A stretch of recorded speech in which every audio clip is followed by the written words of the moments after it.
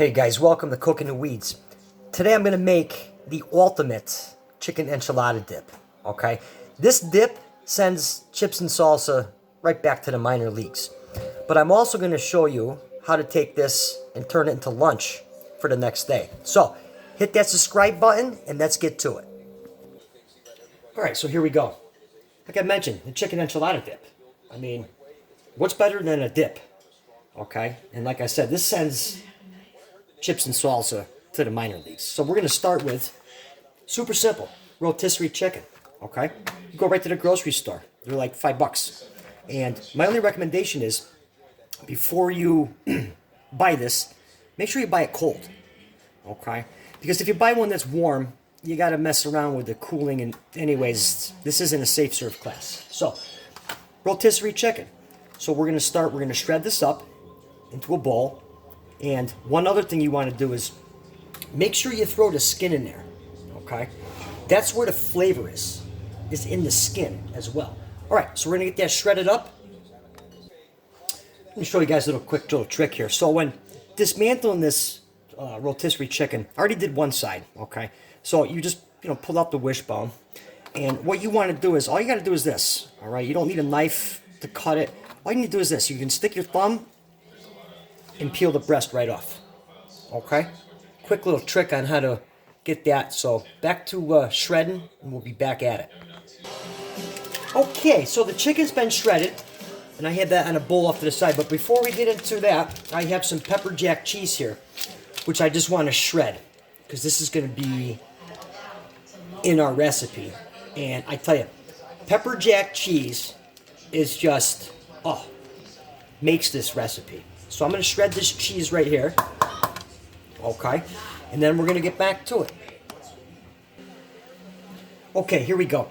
So I went and shredded the cheese in the chicken. Threw some cheddar cheese in here. I'd say probably about a cup. So that's ready to go here. So now we're going to build this up. All right. We take a little black pepper. Diced green chilies. About 2.5 tablespoons of taco seasoning. Black beans that have been drained and rinsed. I'd say probably about a cup of enchilada sauce. And last but not least, 1.25 bricks of cream cheese, which I just let sit out on the counter till it got a little soft. So now what we're going to do is we're going to mix all this together. And then it's going to go in the almighty cast iron in the oven, 350 for probably 20 minutes with more cheese on the top. So here we have it. All nice and incorporated. And all I'm doing now is I'm just going to spread it out evenly so it heats up evenly in the cast iron, ready to go. Now, if you don't have a cast iron pan, that's fine. You can use it in a baking dish or whatever you have or whatever's convenient. Okay, so like I mentioned, I'm going to put this in the oven, 350, total cook time about 20 minutes. But what I'm going to do is probably 15, 18 minutes into the cook time, I'm going to pull it out.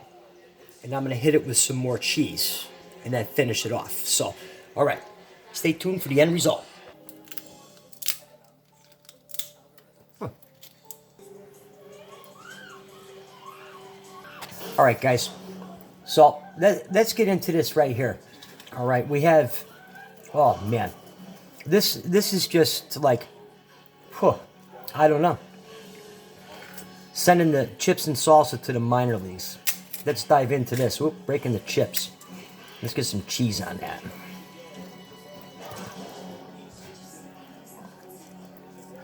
Oh, look at that, guys. Super hot. Super hot. Here we go.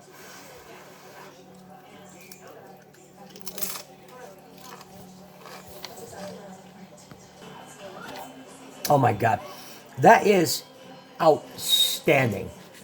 I mean, I think I'm going to go in for seconds. This is, like I said, super, super simple recipe. You can throw this together in no time. Hang on.